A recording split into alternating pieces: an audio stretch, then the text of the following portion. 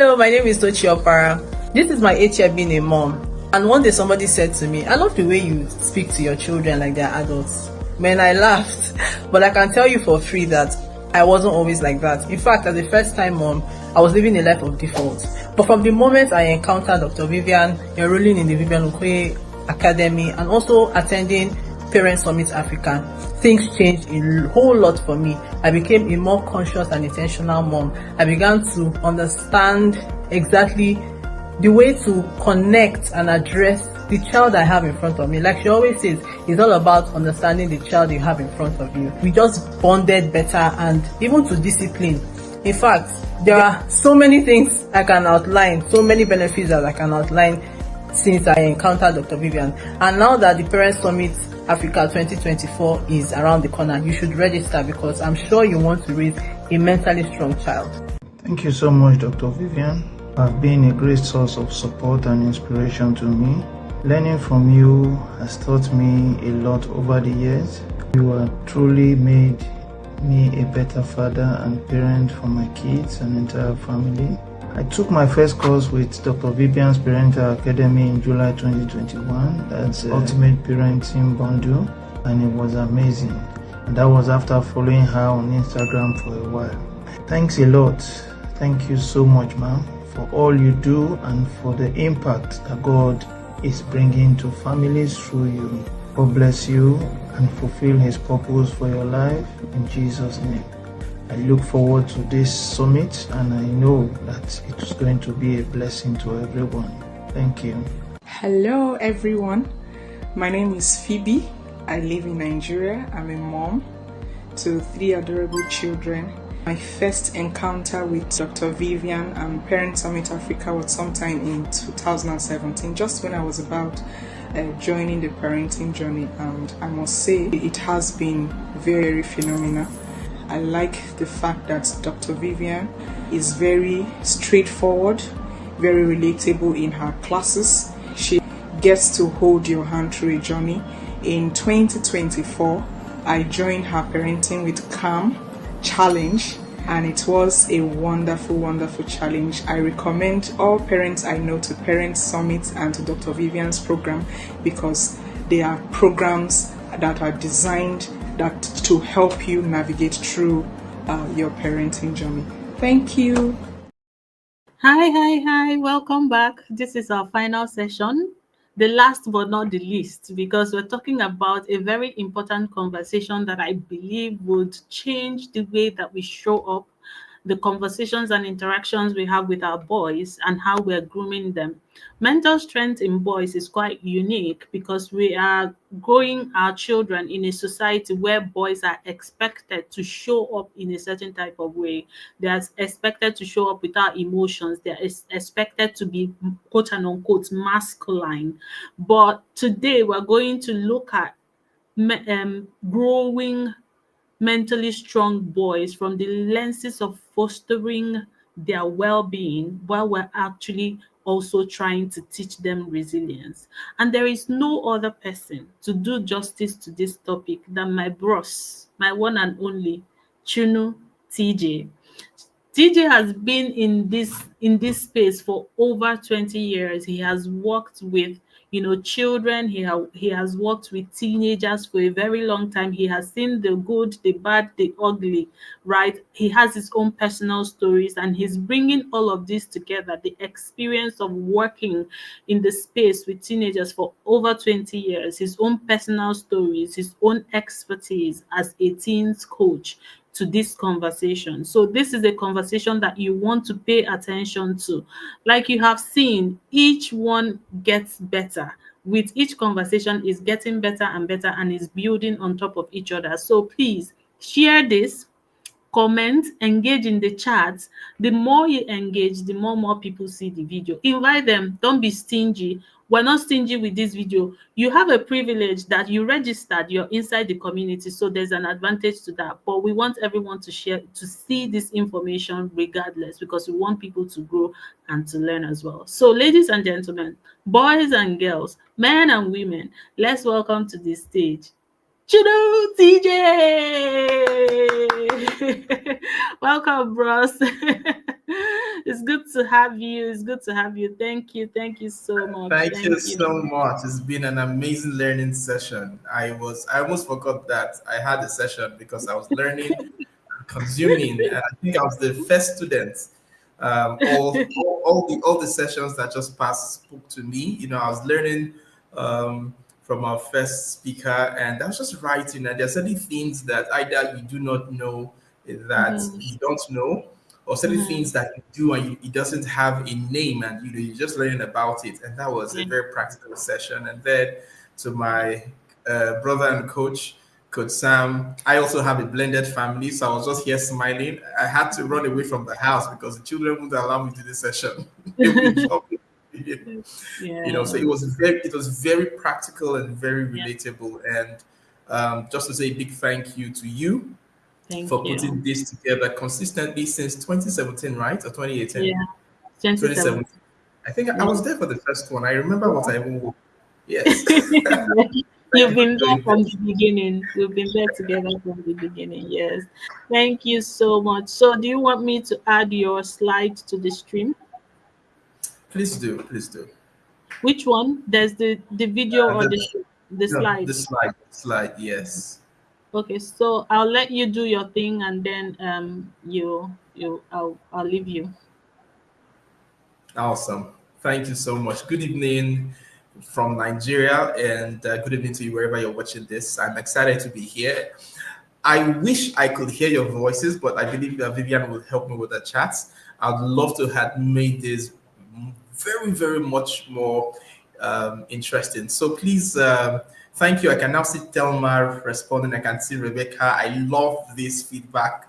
So my eyes. Thank you, Bridget Dubé. Thank you. I like this engagement. Thank you so much.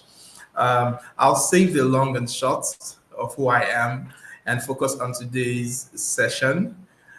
Vivian, sometimes you may want to come in so I see you. I love to be very relatable. So when I call you, please pop in. No problem. Yeah. Please pop in. Thank you so much. And it's also very important, to have people around. We'll talk about that as we go on. Probably for my session, it's also for my mental health to know that I am not alone. And that's one great challenge boys face. But before we get to the challenges, let me start by saying, you see these guys on the if no before that, let me appreciate each and every one of you that have been following through some of the names. Bridget Dubé, I've seen your name from this first session. Thank you so much for being here. Please share this video. Okay, so you see these guys on the screen. I just found them some few days back, and I was so excited. What I was reading. That thing I couldn't put the whole picture here because I wanted it large. It's written Africa Joy Flakes. The way we have Netflix, theirs is Joy Flakes, and in Africa. Now, I'll be speaking more from the African context. So, if you're not an African or if you're an African elsewhere, I believe this is very relatable. So, in Africa, when you see boys take off their shirt like this, it shows they are happy, it shows they are confident, it shows they are without shame. And I ask myself this day, how many of us would really want to take our shirts off in joy, except those who are playing football? And when you do it in football, you're given a yellow card. So, every conditioning just stops you from being the authentic you that you are as a man. But these guys are out there and they're doing something phenomenal that I'll share, a video before we end the session. But here, this is showing that boys can truly be authentic. Boys who are mentally strong are authentic. Boys who are mentally strong are confident in their skin. Boys who are mentally strong are free to be themselves. They're truly happy. And then guess what? If they are all that put together, then certainly they are all that put together for a cause that's bigger than them. So let's just run through the slides. This is my mentally strong gang, guys, and they are waiting for me at home. I will have to put a report. I know they are watching, and God has helped me raise these children all in a blended home, thanks to my beautiful wife there, who is a strong support system. But in the middle, the smallest of them all, his name is Wonder, and he's truly a wonder because he is actually the strongest of them all. And knowing that we have three boys, two girls, it gives sometimes rise to the fact that you have to pay more attention to the boys, ensure the boys are not oppressing the girls, care a lot for the girls. And we had our issues, but along the way, we got to realize that the boys were feeling shortchanged because there was special care for the girls. So the boys were trying to work hard to win the affection that was being shown to the girls. And that struck on me how we have over time built a lot of narratives, social narratives, cultural narratives. Thank you very much, everyone. That has led us to where we are. And the results that we are having are the kind that we are trying to battle with. So why should we raise mentally strong boys? Please put your own reason in the chats.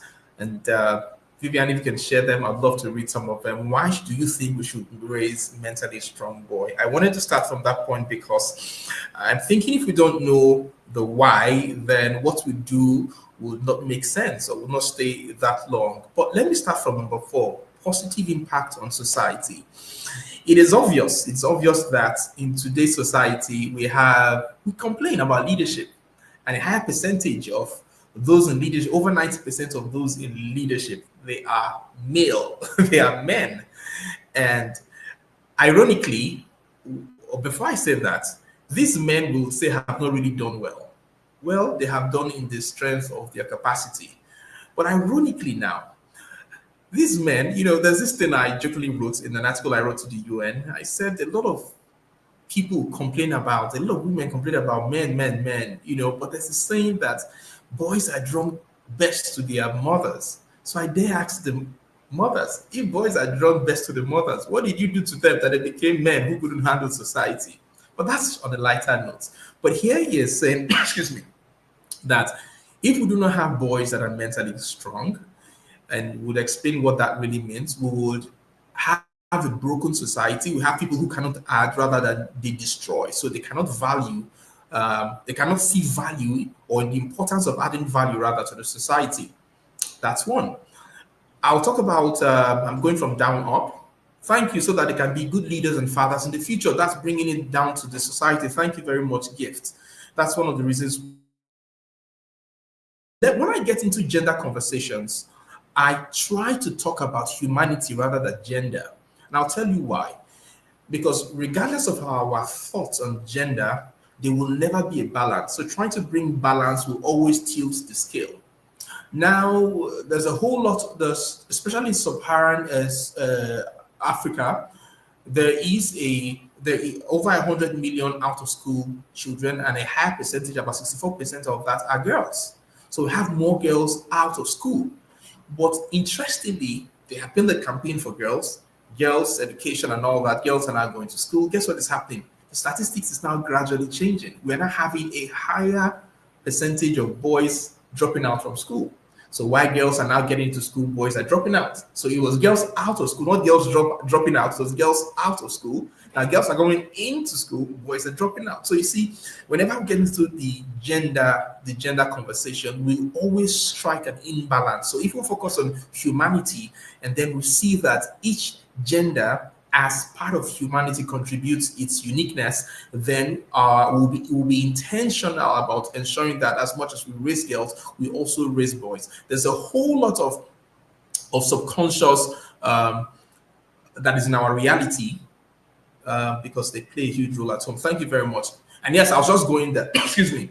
You see that the average girl child is actually groomed, probably not consciously in this light, but the average girl is groomed to be the homemaker. The average girl is groomed to be a manager. The average girl is groomed, while boys, they just want to have fun. Boys are groomed with an ideology that, as a man, you're in charge. I was watching something today that got me laughing. The man was talking.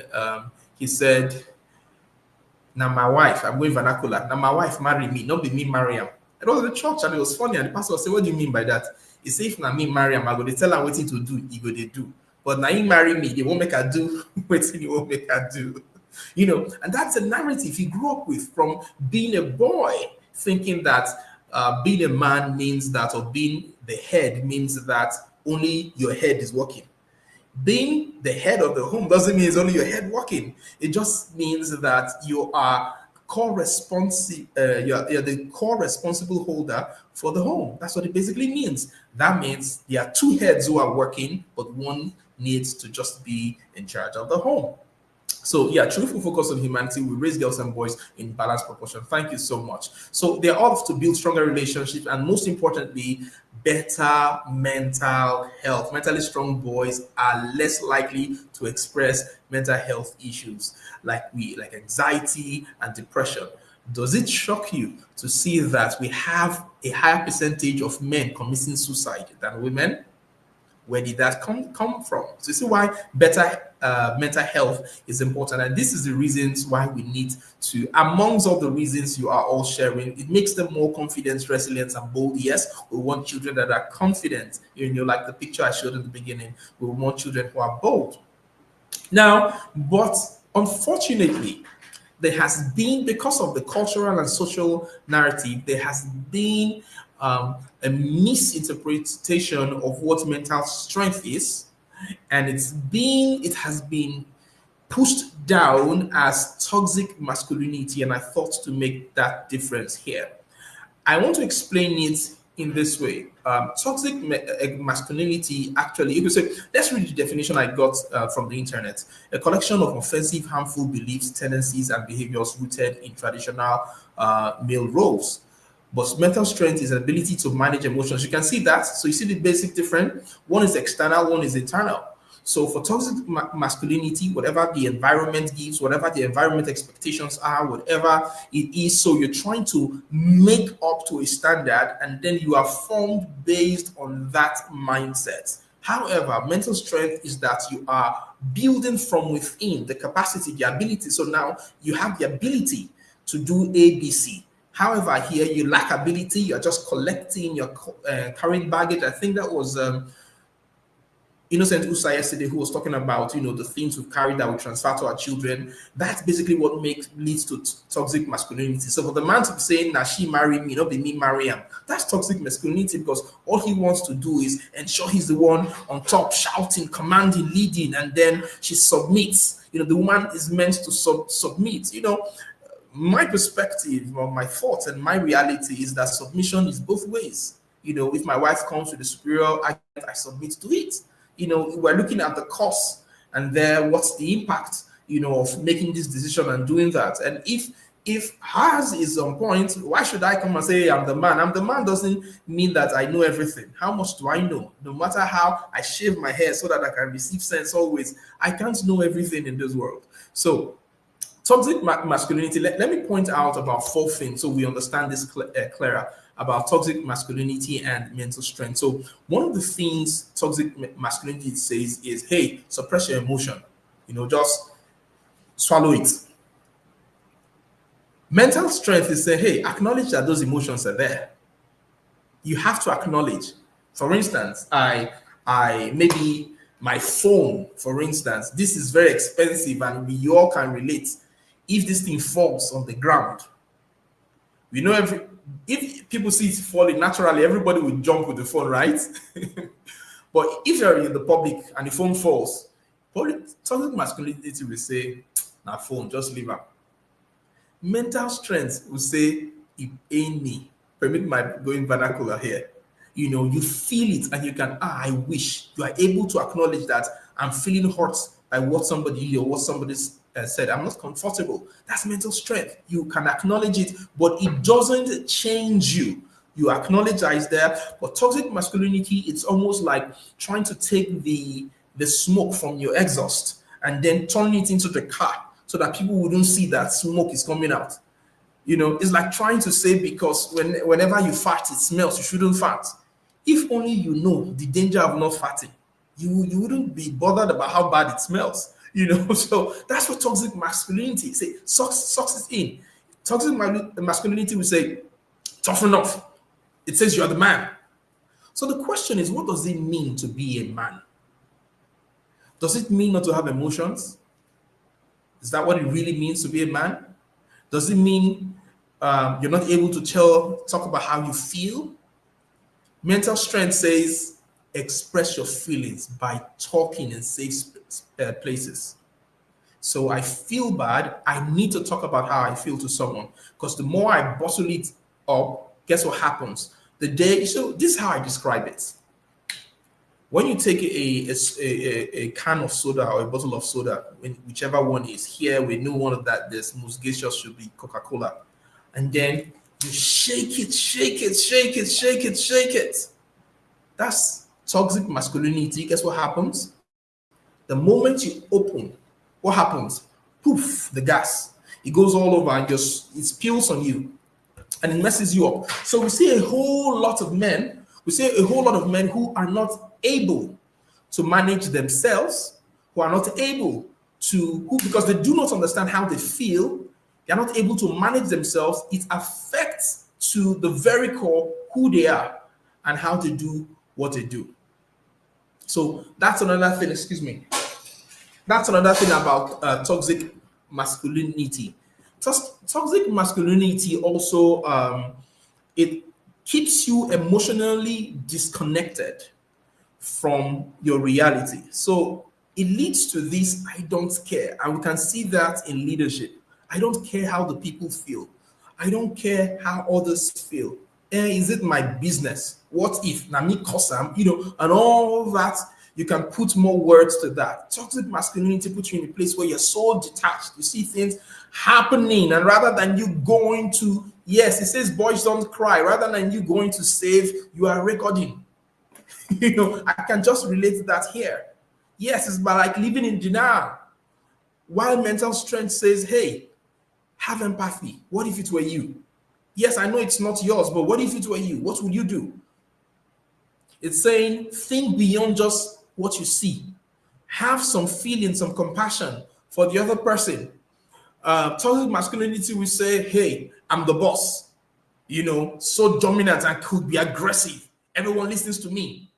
While mental strength is saying, hey, excuse me, let's build relationships. Let's work together. Let's see how we can, what we say, hand wash, hand 90 clean. Let's see how we can ensure that things work.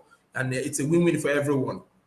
So if we understand this, we understand that trying to make the boy a man without growing through the growth process of what it means to be a boy makes him lose his strength, his mental strength, which deforms him when he becomes a man. So what are the basic challenges that some boys face? And just pick 3 out of so many. Yeah, so there's the stigma and discrimination that, I know that feeling of, hey, you're not a man. When I was growing up, fortunately for me, my father had 2 boys, then there was, he lost one, there was a space, there was a gap, and then he had girl, me, and then 2 girls. The 4 of us just grew, like 1.5 or 2 years difference. So I grew up with my sisters, and we stayed in a compound where my neighbor had 5 girls and 1 guy. And so it was 8 girls and 2 guys. So, I grew up playing all those girls things, whatever girls played, cooking with tin tomato cup and all those beefs with pork and all that. We did all that because anytime I played like a boy, when they cry, they'll flog us because we were so hard. But why I'm saying that story is when I got to school, I found it natural to play with girls. And in my class, they started calling me Wumarapa. When they flog the girls will cry. When they flog the boys will just, form tough boy and all that. When they flog me, I will cry. And everybody started calling me Wumarapa, and the girls don't want to tell me sorry.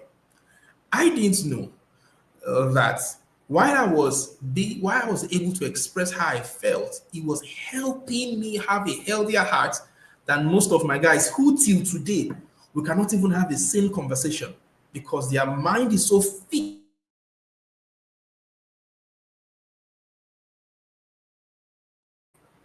Yes, their mind is so fixed or their emotions stuck so deeply rooted in foundations or frameworks that they cannot undo, just like that. So those discrimination, those stigma of woman rapper, all that, a lot of boys try not to, because that can lead to depression. A lot of boys try to avoid that, and then they swallow whatever it is. When I talk with my son when he comes back, and he feels sometimes he wants to show me that he's a man. And I told him, I said, even men have emotions. I said, if I prick myself now, won't it pain me? Won't I say ouch? He said yes. I said it's pain. And my responding ouch to it doesn't mean I'm weak. It's just me acknowledging that thing was painful. And then my son will talk, and before you know, he's crying and all that. I'll tell him, let it out. When you're done, can we have a conversation about what's making you cry? So we must ensure that we do not allow this culture that feeds them into silence and leads to depression, escalate. There's violence and trauma. There's cultural and social expectations, like even Coach Sam was talking about what people expect of you, because this is what's obtainable. And I'm asking, if this is what's obtainable in our culture, how come our culture is not top in the world? How come our culture has not created the things? This is not in any way to disdain culture, or this is just asking questions. How come? So, like Coach also said, we learn every day, we evolve. Culture evolves every day. We have only done what we know by the experiences we've had. What if we know more? So these are just a few challenges boys face. Now, how parents can raise mentally strong children? So this will be the core of our conversation today, and then we'll open up for questions. So I wrote about 5 things here, and we can read them together, and I'll share 1 or 2 stories.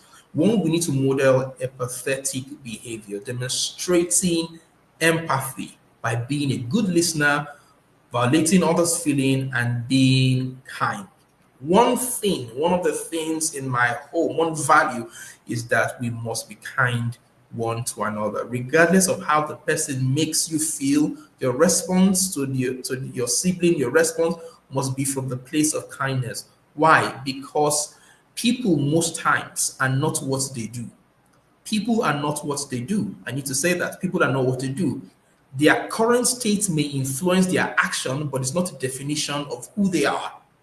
So if we have that understanding, we can lay the foundation for our children regardless, because every time, regardless of the action, remain kind, because every time you respond to hatred, or you respond with hatred because of the pain you feel, there's a negative deposit, a block in your heart that gradually, I'm trying to use simple words, that there's a negative block in your heart that now withers your capacity or your ability to do good. So every time you do evil, there's a register. And there's something about our subconscious. Our subconscious doesn't document in our face the things it registers. And everything it registers, 1 block is 30,000 times more powerful than you're trying to undo it with 1 statement or with one learning. So we have to be careful to ensure that we teach our children to be kind.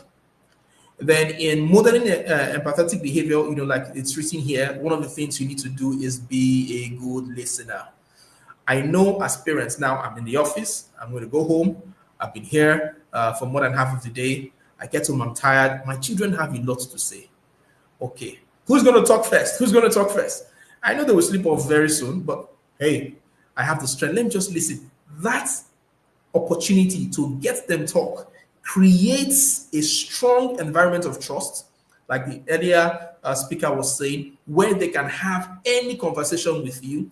They feel validated. Their feelings feel validated. Even when they tell you what happened in school, even if it doesn't make sense to you, just listen. And sometimes you can go, oh, really? Yes. Wow. Oh, do you think that was good? I say, no, I didn't like it. I don't think that was good as well. Just validate. But do you think, just with questions, because you listen, you can paste them with questions based on what they said, even to the point where they get to realize maybe they were wrong. After all, teach active listening, encourage attentive listening. Now you have modeled it. The next thing to do is what? Teach them. So you do that. When my daughter is talking with me, we were doing this thing. It became so funny that she wants to talk. She knows that I'm talking. Concentrate. And then she can put her head on my head, and we're looking. But every time you do that, when you do, you engage eye contact in having conversations with your children, it brings them into the place where they get to understand that daddy sees me, daddy or mommy sees me. That means that they see me for who I am.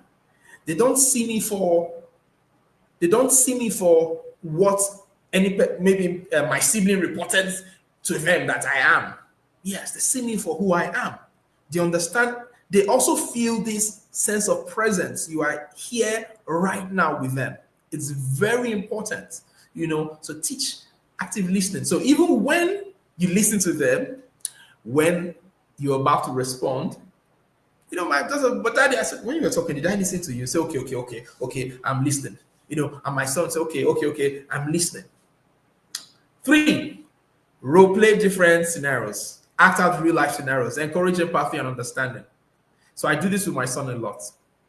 He and his younger sister, sometimes they love each other, but you see them, it's like, the sibling rivalry. But this girl truly loves this boy.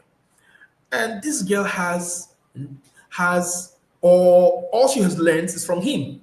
So when I tell him, I say, whatever you see her do, you are the mentor. So if you don't like it, change what you do. One day he came, I was like, Daddy, that is true. Do you know I just did this and my sister did this? Okay, what if you do this? And then sometimes there are ways when he's angry, I will ask, when mommy did this, what did you see me do? He says, you did this. Okay, what did you see? What was the response? Say, mommy now smiled. Mommy, this okay. Is your sister? Did you do that to your sister? Why don't you try? So we do all that, examples as role modeling, and then also role playing. What if this happened? What's the scenario? And then I was out of the home for 2 weeks. I came back, and my wife was joyfully telling me that, do you know that this thing was stopped? That my son Treasure just went and he fixed everything. Why? Because I've told him. I said, whenever anything gets broken, if you don't fix it, it breaks other things. And then it affects every other person, and then this and that. So he's good. The idea was to ensure that nobody is stuck, nobody anywhere it's having problems. So he quickly fixes this thing. Okay, encourage kindness and volunteerism. They should be able to tell your children, hey, you need to ensure that you do this, and you do this, and this is what it comes back with. And when I shared my story with my son about how I got to where I was, he was asking me, so can I now work with you? Whatever the ideas are. In a positive environment, ensure you engage them. So you want to do a thing now, who will volunteer with me to fix this? Which of you is ready to do this? And you will be so shocked the energy they come with to do all that. That my son, when I get home now, I know he's going to tell me, Daddy, do you know I took off my younger brother? The last baby is just turning 2 in December. Do you know this is what I did? This is what I did. I did this almost in the kitchen. I stayed. I ensured he did cry. I cleaned the pampers. I changed the pampers rather than I did all that. And then finally teach self-awareness and self-regulation. And we heard that in the first class. He needs to know his own identity, who he is. Who he is very important, not what he does. Who he is first. If not, what he is will never ever make impacts to humanity. So tools for building resilience. 1, we have the communication tool. We've talked about that. Have open communications, emotional regulations, teach relaxation skills. There's sometimes you just need to take them out of that stressful environment. Don't just react based on the things that are happening around you. Why not take a step back? Let's look at it. What could you do? What could happen differently? What could you do differently if this was the case? And all that. Yes, sometimes just breathe in, breathe out. So sometimes you see my son say, Daddy, it's okay. He now starts doing that. And he starts doing that his sister will now come and say, Daddy, calm down as well. Because he's doing it, he saw me doing it, he's doing it. Now, even his siblings, now he feels like a leader. Right? He's a senior boy there at home. The other one is out. He's a senior boy at home.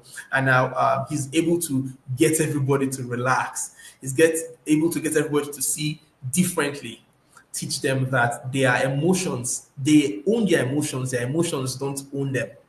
So yes, I can cry because I feel pain. Doesn't mean crying is a solution to my problem.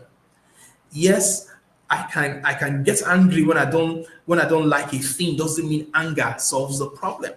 What do we want to do? And just express how we feel and scatter the place, or ensure that this thing doesn't reoccur? He say he doesn't want to reoccur. If he doesn't want to reoccur, what exactly do you need to do? And then we start, I start pacing with questions. And then when he thinks through, okay, Daddy, there's no need to get angry. I'll just do this. And bam, he's done it. Coping skills and strategies, encourage positive self-talk. And this is very important, reframing challenges and developing problem-solving skills. Whenever your boys are faced with challenges, what do they do? Every morning, we have our affirmations. I am wise, I am intelligent, I have the mind of Christ. All things are working together for my good. I do not fail. My mistakes are learning opportunities. The words I say come alive. We start saying that every time. Anything that happens, you see my son say, Daddy, don't worry, I will fix it.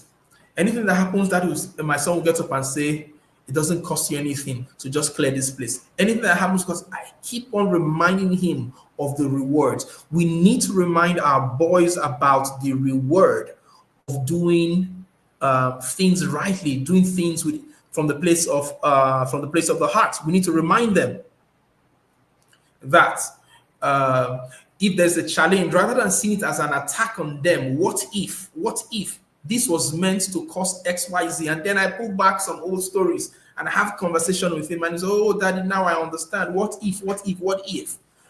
So we need to teach them those coping skills. Number 4, we need to help them build positive, or teach them to build positive relationship by nurturing growth mindset, by being positive role models to them, and by encouraging positive friendship. So my son tells me about all his friends. I tell him about my friends. I tell him why. I tell him about the kind of friends I had when I was his age and what they did to me. And then he starts telling me, Daddy, do you know? I keep on asking, okay, if your friends come, do they want you to play games more than they want you to read? Or do they want you to read? Those of them that you meet on your roadblock game, when you get there, how many hours do they spend on that game? What if you use these hours to do this? Are you guys also discussing things like how to build your own games in the future and all that? And when he sees that, this friend is just wasting my time, this friend is just doing XYZ, this friend is just doing that, he now knows that he needs friends that will add value to his life so he can be of value to life as a whole. Okay, and finally here we now talk about fostering a sense of purpose. Why are you created? What value can you bring to life? What are your passions? Can we set goals to achieve them? Can we be responsible to say in the next 5 weeks we'll do XYZ? Every morning, even as low or small as the finances may be, every money that comes to your hand, can you account for it? What did you do? Did you only feed your stomach? When this thing happens, would you just run to Daddy, or you think of a solution based on the goals you have set? These conversations are very important, ensuring that your child can see. So every day, and you should expect this from your boys because they engage different things every day. Every day my son wakes up, today he wants to be a scientist. Tomorrow he wants to be Spider-Man. I should put that there. He wants to be Spider-Man somewhere. Next tomorrow, he wants to be something that just excites him. But then every time I come back and I ask him the question, what problem do you think you will solve if you do this? Not who you want to become. What problem do you think you'll solve if you're doing this? Okay, no, Daddy, I don't. Don't say no. Just if we understand the problem, then we'll be able to answer the question of should you be doing this? And then we think through, what if you do this? And at the end of the day, oh, Daddy, I've discovered, I found out that he's very technical. He likes to make things. There was a day we had somebody who came to our compound and picked phones from through the window. My son went out and made something all around and said, if anybody comes near our window, that is going to catch him. He always wants to solve problems. He always wants to create things. So I'm pushing him into the sciences, ensuring that I help him get to the place where he can explore.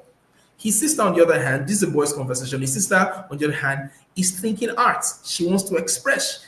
I shouldn't force him. I took him to the arts. It was also a waste of his time and energy. I brought him back. His passion is around creating, inventing. So I'm putting in that space. Okay.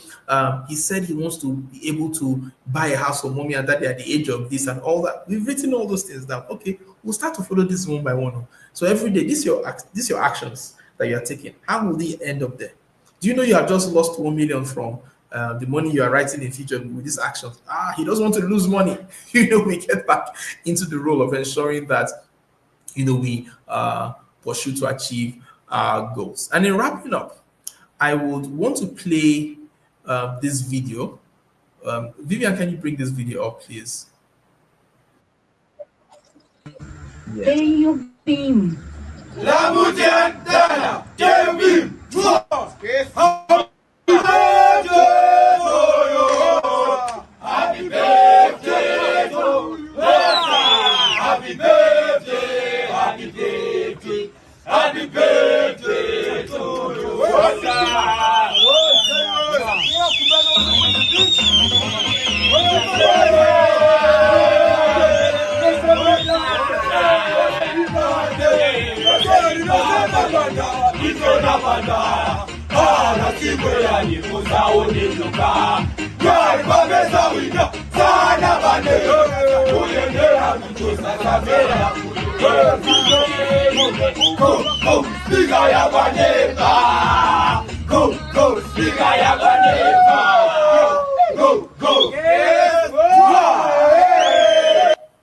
Thank you very much. Now, these guys, the African Joy Flakes, these guys, a group of young boys who thought rather than doing Yahoo, they have a passion, they have talent, they have somewhat an enabling environment, they have a mentor, and that's very important also in raising boys who end up becoming mentally strong. They need an enabling environment. They had a mentor who pulled them together, identified their strength, and then these guys went out. What they do, you see them like that?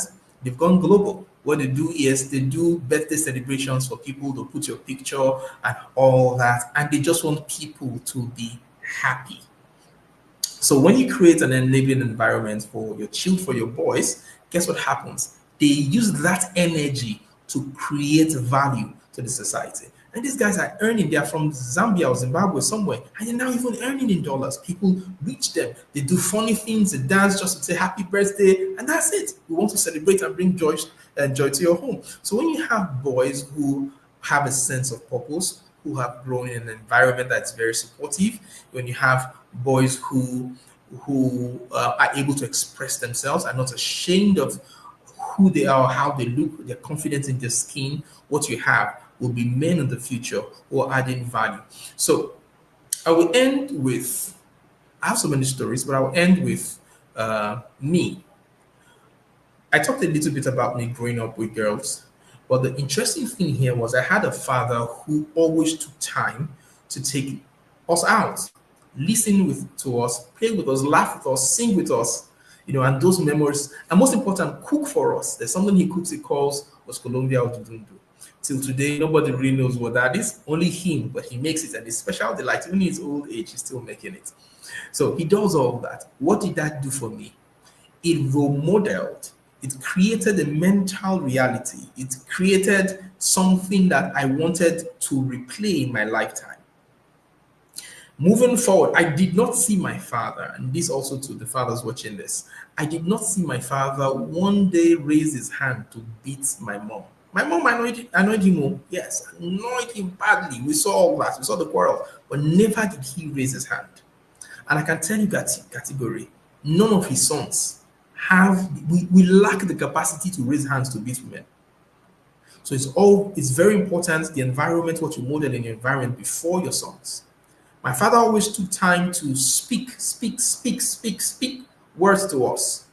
It's very important that you take time. When I'm with my children, I do the same. The boys sit with me more. So and sometimes we get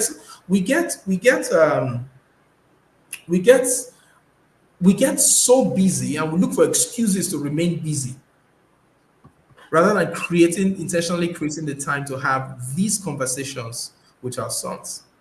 Our sons will do better when they see us rise as men to do better. Thank you very much, Dr. Vivian. Thank you. Thank you so much. Thank you so much. Like, that was very, very insightful.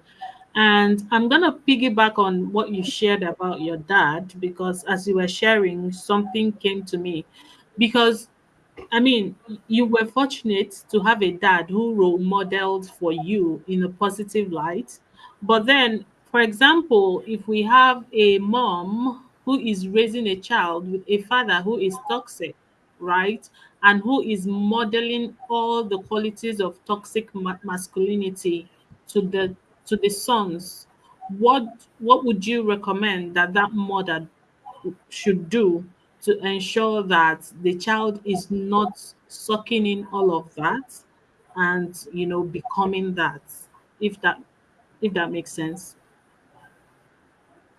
Yeah, very much. It raised sense, and yeah, I count myself blessed to have had a father who was there for me. First, let me speak to the fathers before I answer your question. Regardless of the events between you and your spouse, the children should never be the victim. I just needed to put that regardless of the events between you and your spouse, the children should never be the victim.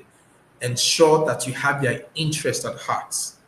You may want to, with all due respect, you don't want to talk to the woman, whatever, but please ensure that your children don't fall victim of the events between you and your spouse. Now, to the woman who has a husband who would be expressing toxic masculinity, one simple thing you could do, and I mentioned that earlier, is you can get a coach. There are a lot of boys coach out there, yeah, that you can pay, you can send some will naturally want to go and do churches and all that, but ensure there is a male figure that can be a father figure in his life, either as a coach, as an uncle that you trust, or someone who can help instill these values. Because at the end of the day, please note this: at the end of the day, the boy who naturally would respond to the actions of his father is also subject to an environment where love thrives. Love doesn't thrive only in the home. That's why when children who don't feel love in the home step out, they easily flow in the direction of where they feel love. So if, excuse me, if you can create that environment outside your home and be intentional with that, trust me, your boy will do just fine. Yeah, thank It's going to you. take it's going to take time, and then there are other support systems you can Yeah, put along the way. yeah, so that's exactly what I thought May, because may I, may I also add, there was something Coach Sam said, and I just want to pull that in here.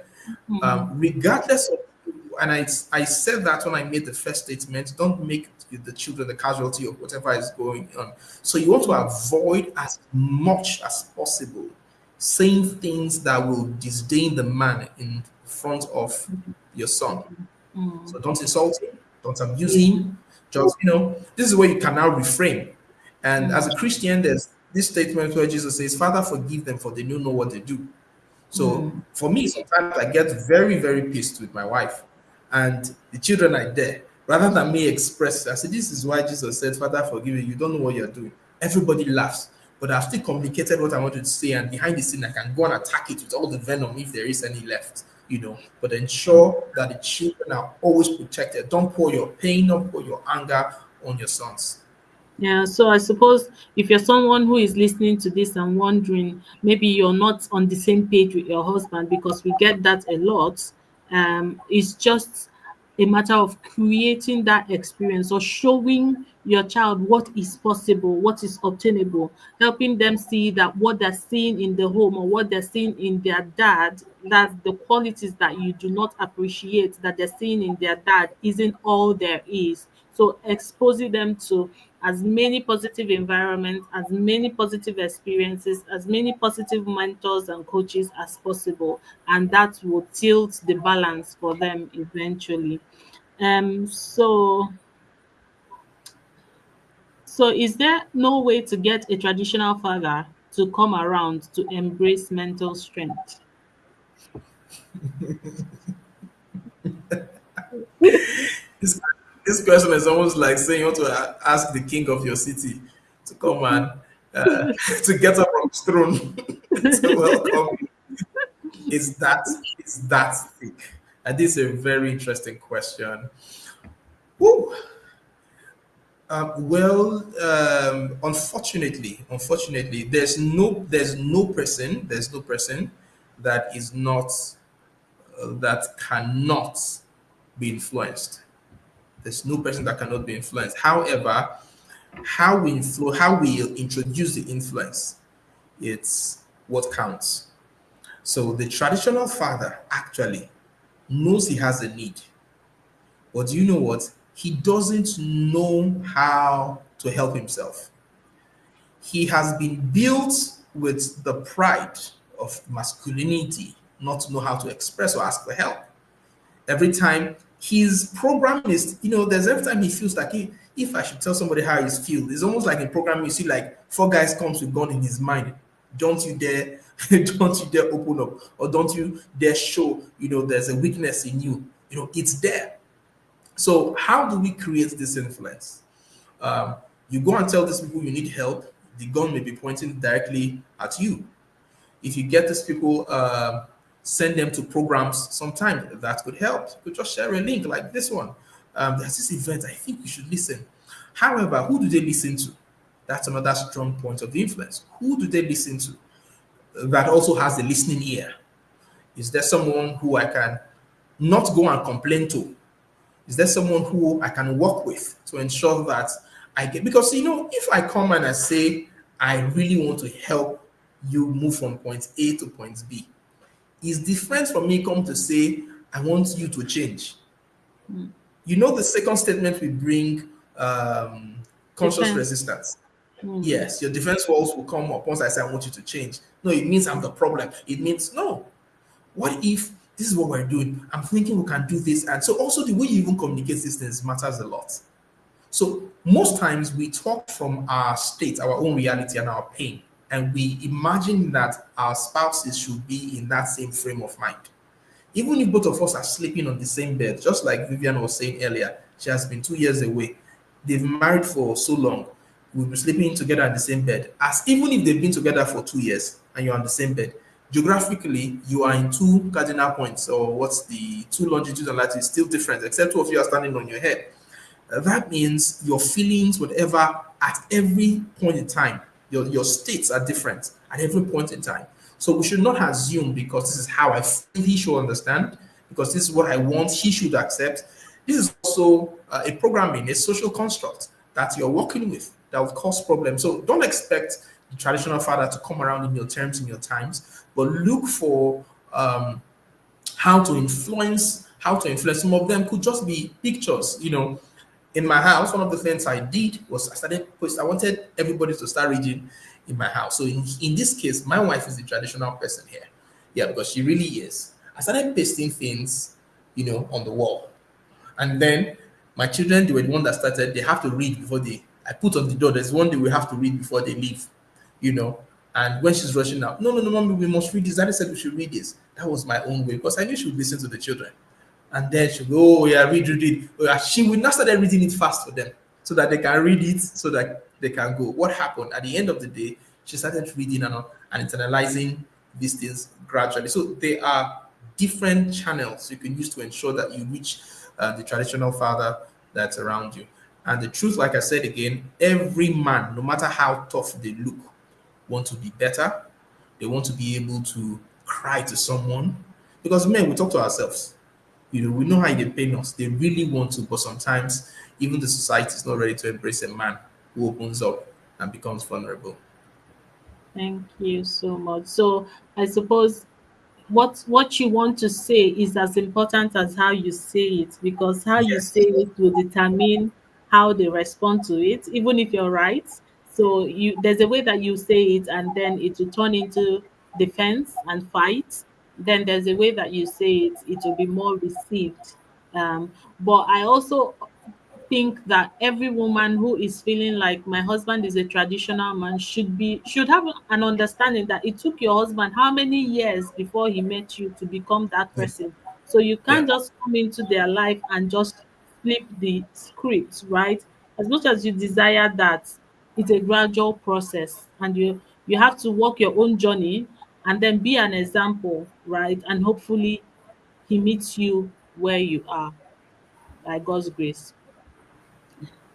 How do I start to imbibe this in a toddler? That question is for Vivian. So, okay, let me take this one. So, the thing is, right, anything that can be taught to any child at any age, right? So from the time your child is a toddler, they cry, they get frustrated, they get overwhelmed with emotions. How you're responding to those emotions will determine if they start to accept that it's okay to express themselves or not. So for example, your child is frustrated and they're crying and you're shutting them out, you're shutting them down, shut up, keep quiet. What you're telling your child in that instance, even though they're not talking, even though they cannot communicate, is that it is bad to express your emotion, and they will internalize it and they will grow, right? So we have to accept that every emotion is communication, just like the first speaker said, right?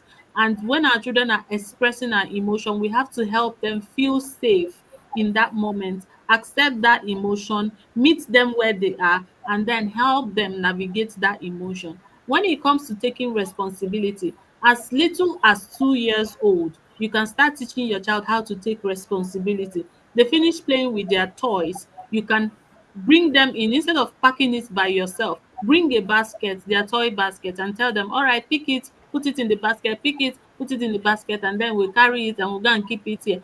When you do that over and over again, what you have done is that you have told him how to clean up after himself. He finished eating, tell him, all right, take your plate, let's go, put it in the sink. You carry him up and he puts it in the sink. You're teaching them. So it's all about teaching. It's all about creating that safe space for them to express their emotion. It starts as soon as your child can have a sense of self and can have a sense of communication. So toddlerhood is not too early to start teaching. Anything you want to teach your child, you should actually start teaching them as early as possible. And again, I want to also bring a balance. It doesn't mean that if you have not started teaching these things that it is late. You can always have a do-over. Even if your child is 16 years old, you can go home right now and say, look, guys, I don't like the relationship we have. I don't like how we're doing things in this house. Can we have a do-over? Can we sit down and talk about how we do things and try to do things differently? So I don't want you to leave here feeling like, oh, I have not done XYZ, it's now late, let me just leave it like that. You can always start. The best time to start is now, right? So yeah, I hope I've answered that question. Do we have any other questions? Just in addition to that, you know, one of the challenges we have is that we want to see immediate impact Exactly, when we yeah. teach. Yeah, so it's not that the child is not learning, is that Mhm. we are not patient with the process. Yeah. Also, just to add to that, is also the fact that many of us also don't recognize that children are always learning. The default status of children is to learn because they don't know anything. They just came to the world. So modeling the character, the attitude, whatever you want your child to emulate is key while you're even teaching it. Because you'll be so shocked that while they have the tendency to fling the remote, they have seen you fling t-shirt, your singlet when you come home. They've seen you fling. They cannot define what a remote is, but they can see the action of flinging singlets. So when they pick a remote, the next thing they do is fling. My son who is 2, anything that is open like this, you always see him covering it because anytime I come around, I'm around him, I'm showing, I'm fixing things. I didn't know that he's not yet to his 2 next month. I didn't know this guy was observing and internalizing these things. Whenever there's a cup, he wants to cover it. Whenever anything is open, he wants to do that. So whatever you do around, you are subconsciously programming your children with that. So don't be too hard on yourself, and don't ignore the fact that every action is part of the training process. Yeah, it takes time for learning to happen. And one day you wake up and realize that actually, this thing I've been complaining about, they are now doing it. So yeah. Um, thank you so much. Thank you, Uncle TJ. Thank you You're for welcome. sharing with us. Thank you for all of you who have been listening. Thank you for coming around. Thank you for engaging. The grand finale of Parent Summit Africa is happening tomorrow, and you do not want to miss it, right? You do not want to miss it for anything. We are talking about raising mentally strong raising mentally strong girls, and then we're talking about mental health in children, right? This is very, very important. You know, in this part of the world, we think that mental health is not is not common. But trust me, working as a therapist, working as a child psychologist, I get these things on my desk every day, right? Children are depressed, children are self-harming, children are hurting themselves, children are addicted to different many things, and you don't want that to be your child. So we'll talk about how to recognize these things, how you can, show up and support your child. And we'll talk about raising mentally strong girls, which is also a very, very delicate conversation because we are in a society where we are actually grooming our girls to learn helplessness, right? So how do we navigate this and make sure that we are um, raising mentally strong girls? If you did not register for this conference, if you stumbled on this video by chance, please register because we have a 30 days implementation plan where we would help you and work with you to work through healing, to work through implementing everything that you have learned, and to give you a head start for 2025 so you can have a goal and an action plan for how to raise mentally strong children. So thank you again for coming. Everyone is saying thank you in the chat. Uncle TJ, thank you for coming. To remind us again, this event was proudly powered by Minds and Wellbeing Network and supported by Smartphone Productivity Club. And I'll share their video right away. Thank you. Thank you, TJ. Thank you. Thank you for the opportunity. Good night.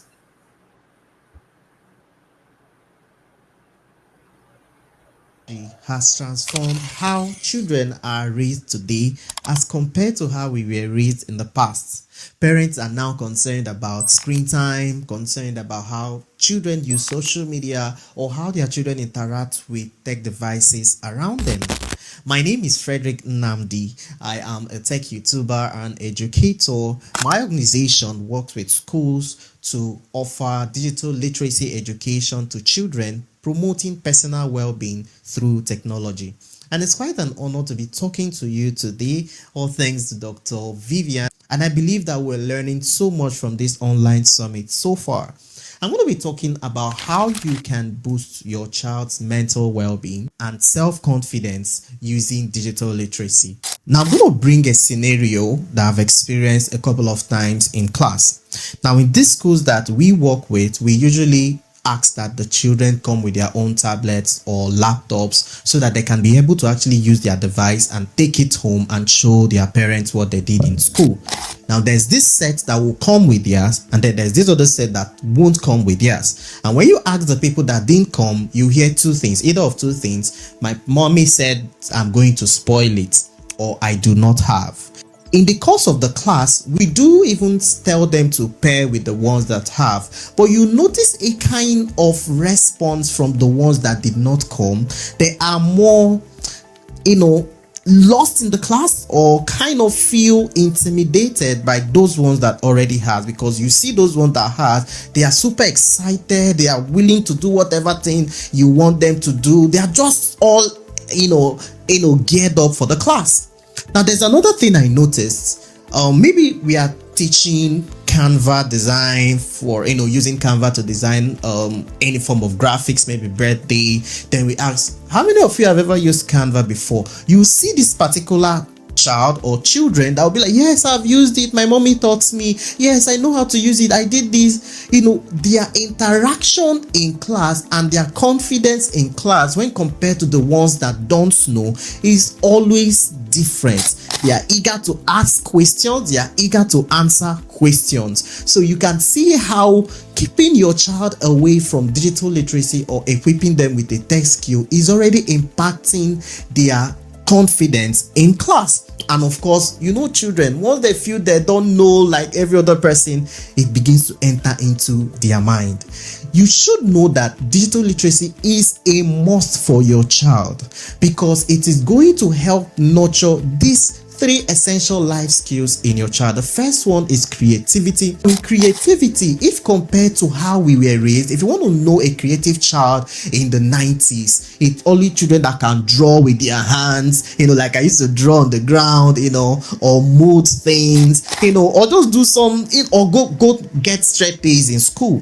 But today, a lot of children now have smart devices. If you're going to now test, a test of creativity is now on what children are able to produce using technology. So you don't want your child to be left behind while every other child is, moving forward. I always ask parents this: if your child is put in a room full of children from different parts of the world, does your child has the strength to compete with them?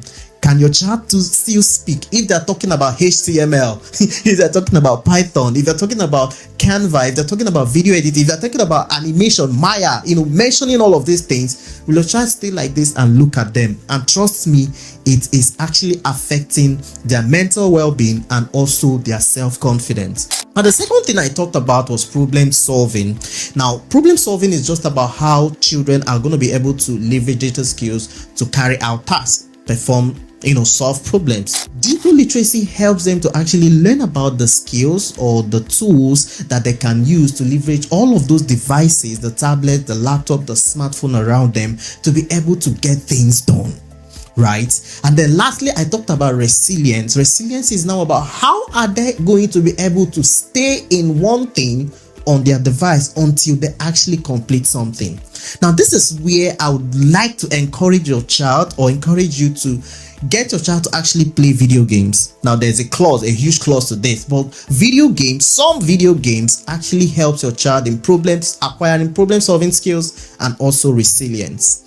All right, so resilience, creativity, and problem solving are essential life skills that digital literacy helps to nurture your child on. I've said a lot of things, and probably you're beginning to think, Frederick, what do we do?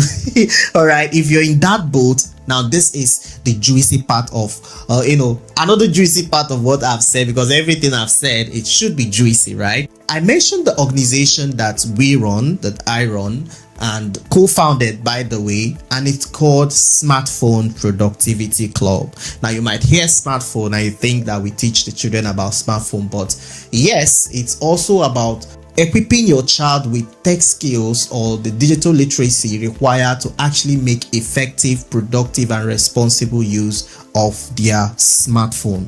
Yeah, if your child owns a laptop, it's also good. If a child owns a tablet, it's also great, or an iPad is also great. It's all about what digital literacy.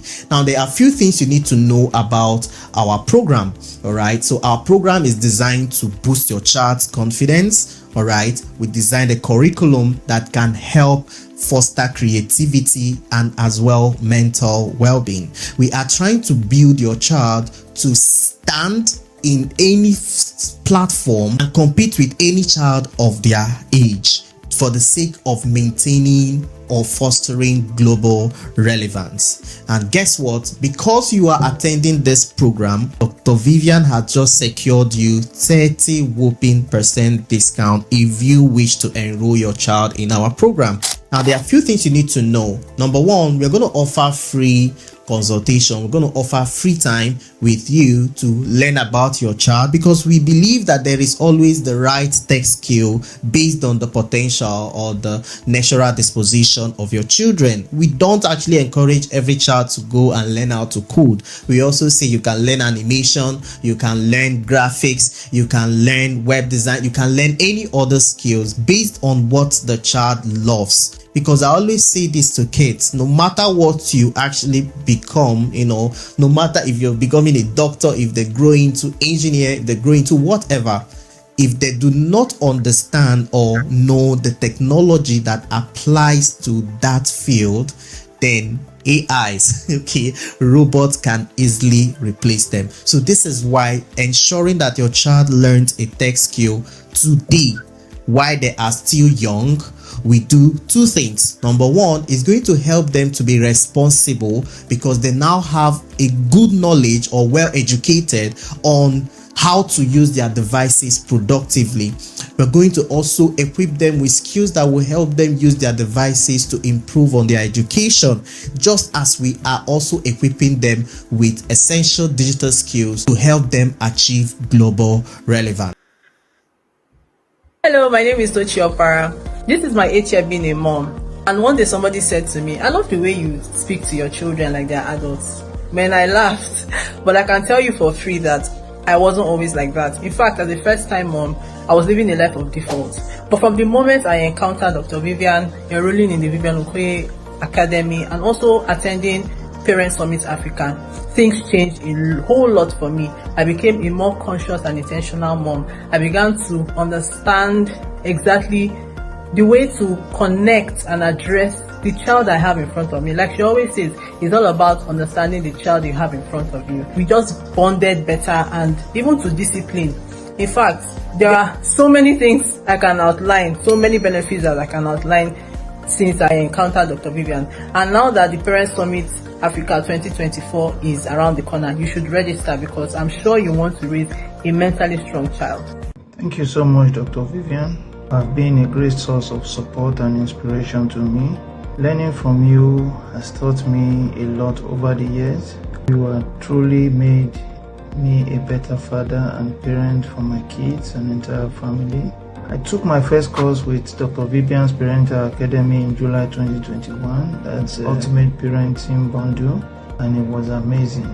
And that was after following her on Instagram for a while. Thanks a lot.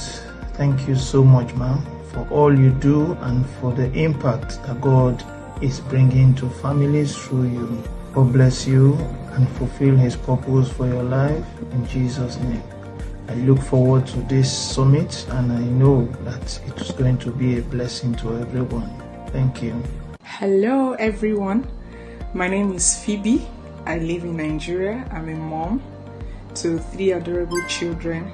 My first encounter with Dr. Vivian and Parent Summit Africa was sometime in 2017, just when I was about joining the parenting journey, and I must say it has been very phenomenal.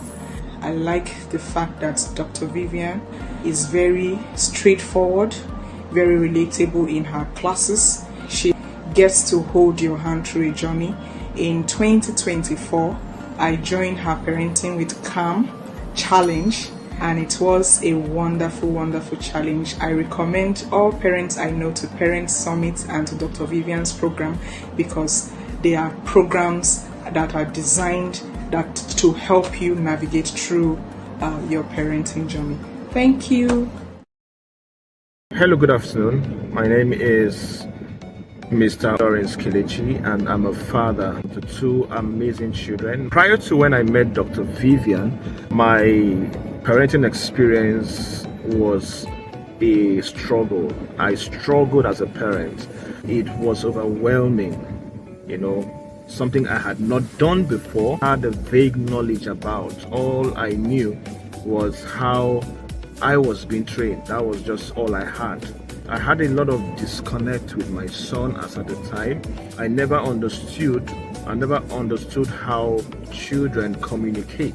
So whenever my son throw tantrums, whenever he cries excessively and all, I just get so overwhelmed. A lot of times I'll have to spank him, I'll have to shout at him, I'll have to walk out of the room when I feel that the excessive crying was disturbing. It's, regrettably, I had to do all of that.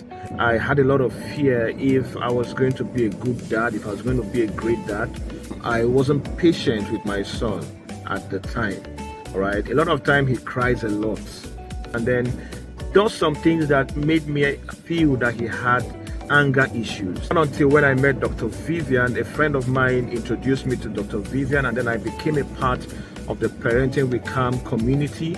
And then I attended Dr. Vivian's weekly trainings. That was just the game changer for me. I had a lot of eureka moments. I got to understand how to communicate with my son. I got to understand how these children try to express their feelings.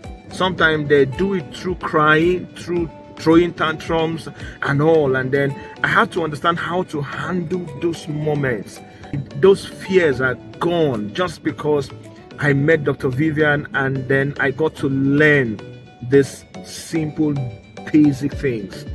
Today, I have this amazing bond with my children. It's so amazing. It's obvious. People tell me, wow, that the connection with your children is just so amazing. It started after I became a part of this great community.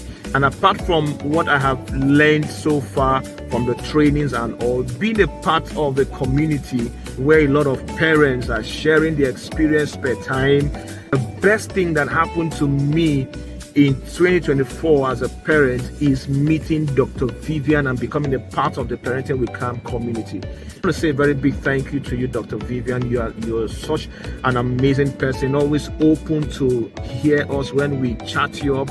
When we want to share our experience, you're always there. You're not judgmental. You just know how to handle every situation once we share them with you. And I'm so glad that I'm a part of the Parenting with Calm community. I want to advise parents here who are not yet part of the Parenting with Calm community that please, this is the best thing that can happen to you in this parenting journey. Be a part of the community, and I bet you, you're not going to regret it. What we do with Parent Summit Africa is to help parents experience an awakening that will cause them to take a part to creating a change in themselves individually, as well as commit to raising a wholesome 21st century child. And as we do this collectively, we are building the kind of society that we want to see. Our mission with the Parent Summit Africa is to create a platform that equips parents with the skills, strategies, and resources for self-transformation and raising wholesome children. Our vision is to effect social and societal change through parenting education, especially to change the narrative of Africa and the African child.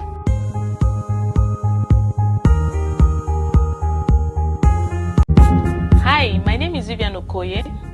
I'm the convener of Parent Summit Africa. I'm a certified child psychologist, a parent coach, and a trained doctor of optometry. Parent Summit Africa is powered by our online parenting school, the Vivian Okoye Parenting Academy. We started Parent Summit Africa in 2017 to gather parents from all over the nation and beyond to start up relevant conversations around raising a wholesome 21st century child, as well as thinking about our contribution to sustainable development and nation building. We do this because we believe that at this point, our plan as a nation for sustainable development should shift its focus from just systems, institutions, and policies to actually creating a plan and strategy for a change in the attitude and mindset of its people. Because the people drive these institutions, the systems, and the policies. So if on an individual level, we're able to get it right with our attitude and our mindsets, then we can drive the institutions and policies in the right direction. Until we are able to do this, until we're able to create change in attitude and mindset on an individual level, then we will not experience any tangible